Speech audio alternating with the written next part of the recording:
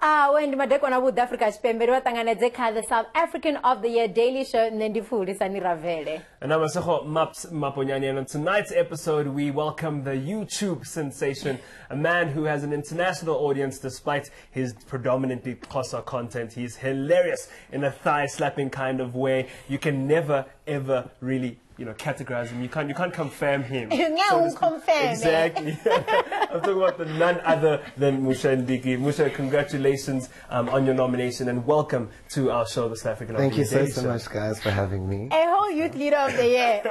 Leading the youth. You're the youth. Leading the trends. You've arrived. Now, tell us, Moshe, growing up in East London, what was life like in the Ndiki household? Because let's be honest, wanting to grow up, being a YouTube sensation was probably not the career choice you were going to make. Not so, really. And what did you want to be? I'm an only child. It's always been me and my moms. Hey, moms. And, I grew up wanting to be a social worker. Look at you! Caring for the people, for the kids. You know how we do it for the kids. And then, I really wanted to be a TV presenter. Wow, I don't know why you're throwing daggers at me, fam. And nobody got my letter. I must say, I see what you did there. Yeah. Stop it. Thank you. Don't be these people. So your TV didn't happen, and then? And then I started doing drama. And then, wow, I really loved entertaining people. And my cousins, my family, I'm always the loud one. I still am the very loud one in my family. And came a check, I was like, cool, hey, hi, moms. Listen, about that social working thing, it's kind of not working. So can I go study drama further? And then she was like, what do you want to do? I was like, okay, cool, I want to be an actor. And she was like, when are you getting paid? I'm like, tensies. So I was like, no, it'll come eventually. And then she was like, okay, cool. Went to Joburg, studied, and after the first year, wow, school fees. Hi, couldn't afford. They just, yeah, they were just a bit too much. They were not falling? Yeah, they were not falling. No, they were standing. They were very firm. They were very firm on their feet. And then I went to SATY2016 for second year, and then third year, finally she was like, well, funds have run out. What are you planning on doing? And I'm like, well, I literally want to get this degree, so I think the best thing I must do is to work. But I was like, I literally want to finish in record time. So I had full-time work and full-time school. Literally, I'd get to school at 7:30. School opens at like 8, 9. That's when I'd have my first lecture, and then I'd be at school at 7:30 to catch up, work from the day before, leave school at 11, miss out on all of my afternoon classes, go to work. I was working in retail at the time. I was a stylist. I was very new to that thing. So did that for a year and graduated second in my class, and then I quit retail. And then you were like, no, this life is not for me. I was like, whoa, fame, fortune.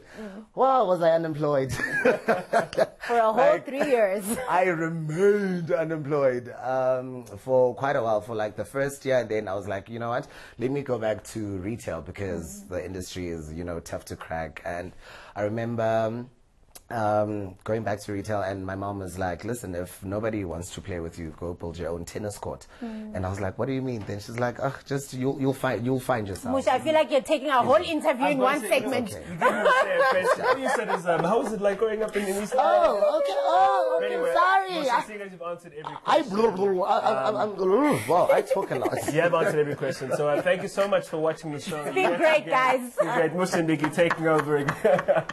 We got to spend some time with this very exuberant character, the eccentric Moshe Ndiki, and this is what it's like spending time in his space.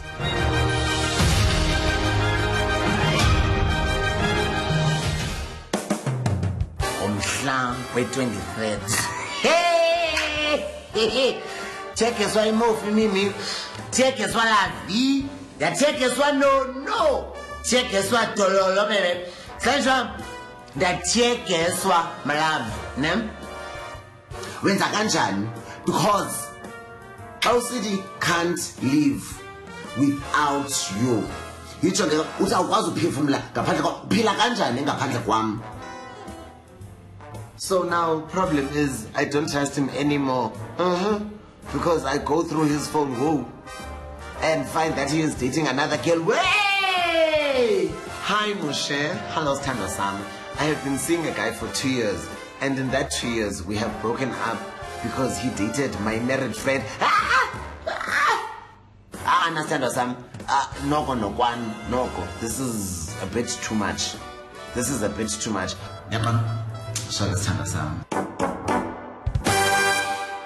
My name is Moshe Ndiki, actually born Siolo Karabo Moshe Ndiki.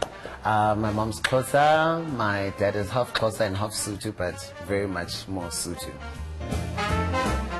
I just love entertaining people, seeing people smile and knowing that I'm the one that's responsible for that smile. I was chilling alone this one time and I thought I had deposited my rent into the wrong account. So I literally had 30 rand in my name and I went to buy myself the cheapest wine. And I chilled, had 2 glasses and I was like, whoa, what's happening with my head? And then I shot a video. Hi. This is Moshe. I had a really stressful day as namhlanje. I thought I deposited my rent money into the wrong account and Absa didn't even bother to help me. And then I decided with the last 30 rand that I had to buy myself this. I'm bored and I'm chilling alone, drinking autumn harvest. And it's a good thing I don't have iPhone, because at the end of this autumn harvest, I was gonna feel like I want to Instagram. #autumn, #harvest. That time it's spring.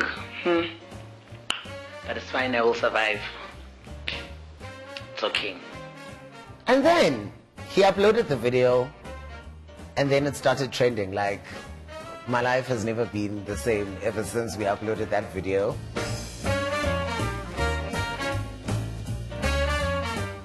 I started getting bookings to MC and to, host parties. And I was like, what? I don't get it. Like, what the hell is happening? And people wanted to hear more. And the one thing that I loved about it was that I just could be myself. I could say anything and all I had to do was just to sit down and be comfortable.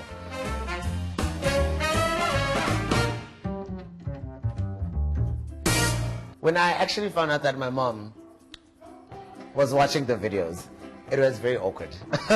Especially the one that she found on YouTube. Wow. But like for the longest time, I tried to hide anything that I was doing on YouTube. My mom kept on asking me, like, why are people coming up to me and asking me if I'm your mom? Like, I don't know. You know me.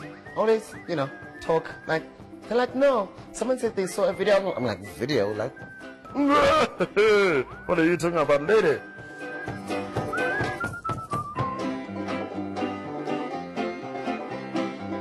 She saw the video and she just WhatsApped me and she was like, I'm watching one of your videos on YouTube. I've been dying of laughter the whole day. I was like, yes! Oh wow, I was the happiest person.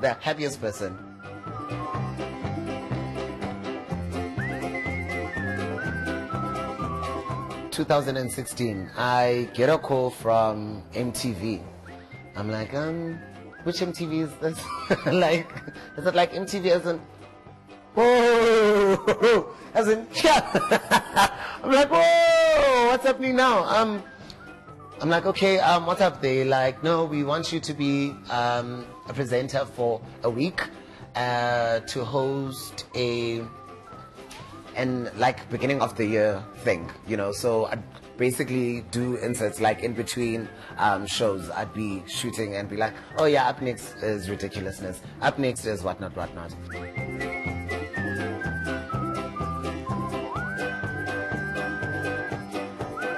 If ever, like, I would be able to say thank you to each and every person that has shared my videos, that has wrote to me for my Bona letters, that has supported me, that always, like, all my ride or die. I don't like using the word fans, because, like, fans, like, oh, whoa, wait a minute. Like, my supporters, you know. If I could give each and every one of them a gift, I literally would, because this, right now, I think I'm, you know, living the life I've always dreamed about. It's absolutely fantastic. And thank you so much to them, because I am, because they are.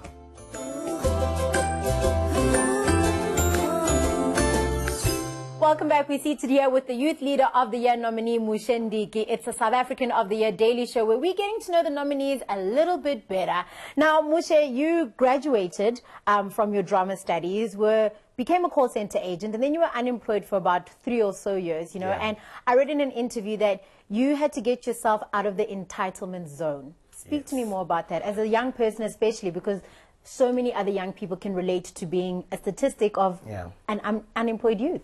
You know, with that, I was like, I kept on putting in my CVs, I kept on praying, I kept on, you know, doing things. And there was a time and point where in my life I was like, no, actually, why isn't the job coming to me? And I mean, I went to school for it, and I mean, I should have a job. Why aren't I getting any offers and stuff like that? And I literally had to sit down with myself and be like, listen, it's not going the way that you planned, so rather just, you know, try. Just keep on trying, keep on trying, keep on trying. Because another thing is what I noticed around, like, my peers, they were like, no, I should have gotten that job. I'm like, there's no should have gotten a job. There are thousands of people that are looking for jobs, you know what I mean? So what can make me, you know, stick out? You know, what can make me unique, that people can actually come to me, or when I go to them, it can actually stand out from the other people that have gone to them. And I was like, you know what, let me just try to put myself out there, because, you know, people have got this thing with being successful. They think that you need money to be successful, you need these other resources to be successful. The only missing ingredient to your success is literally yourself. Just get up and do it. Like. And if there's something he's done incredibly well, is by being yourself. I mean, being a drama graduate, all you wanted to really do was get an acting role. But then you realize by being yourself, you get the business to come to you. And that's exactly what you've managed to do. You've managed to monetize yourself. How did this actually get to a point, or when did you reach that revelation of deciding that, you know, you could do this with your own talent, starting that YouTube YouTube channel? And how do you now decide between the work that you're getting? Because it's gone beyond YouTube.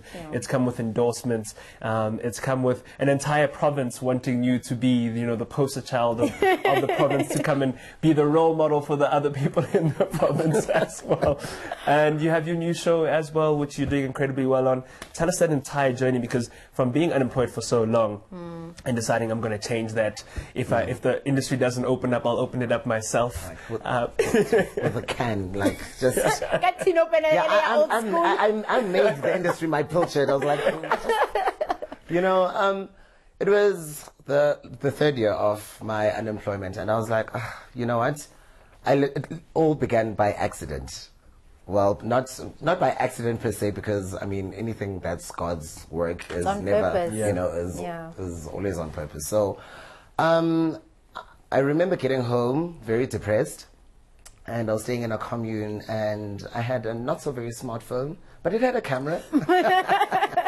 So I started doing those videos, and wow, I've never looked back ever since. Moshe, social media has been a platform that has helped you to blow up and essentially create a career for yourself. And a lot of people could have said, you know, he's just doing this for the fame. He's just doing this to be out there. What are your views on people who are in it for the fame and those who are in it for the love of it? Because from my understanding, you were a drama student. This is what you wanted to do. You just went about it a different and unconventional way. I mean, guys, if you're doing it for the fame, I feel like it shows, you know, it shows, and you won't, when you do it for the fame, you don't have longevity. I feel like that's Like, I'm just new. Look at me talking about Look at him longevity. speaking like he's a 20-year-old veteran. I've been in the industry for so long.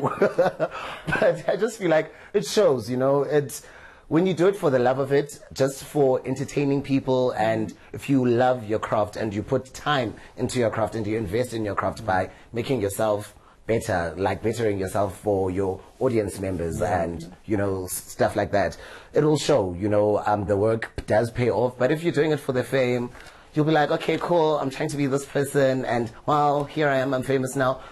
2 years down the line, then what? Then what's going to happen? Like, where's your plan? Like, now, but I've become that person now. I've got a vision board. You know, I want to go into radio, but I'm like, no, I must first go to radio school. You know, because I don't want to be.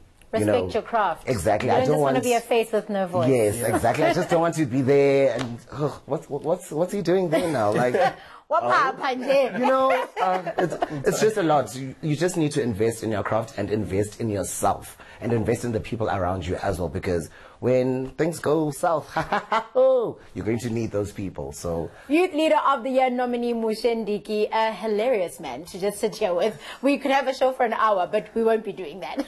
We're only limited to this 30 minutes. You can, of course, vote for him. Youth 3 is his code. 43043 is where you need to SMS his code to. We caught up with someone that he works with, Amy, his producer, and this is what she had to say. He's incredibly talented. He has that thing that people look for, like the X Factor thing, you know. Just have a natural understanding of how it works. He's one of those people, so it's very easy to work with him. You know, with other people, they'll come in and you'll give them the script and then they'll just do the script, whereas he'll come in, you can give him a script, and then in 5 minutes' time, you don't even know how you got to where you are, but it's great, you know, because you just... fantastic sense of humor, and it's been a privilege to have him on board.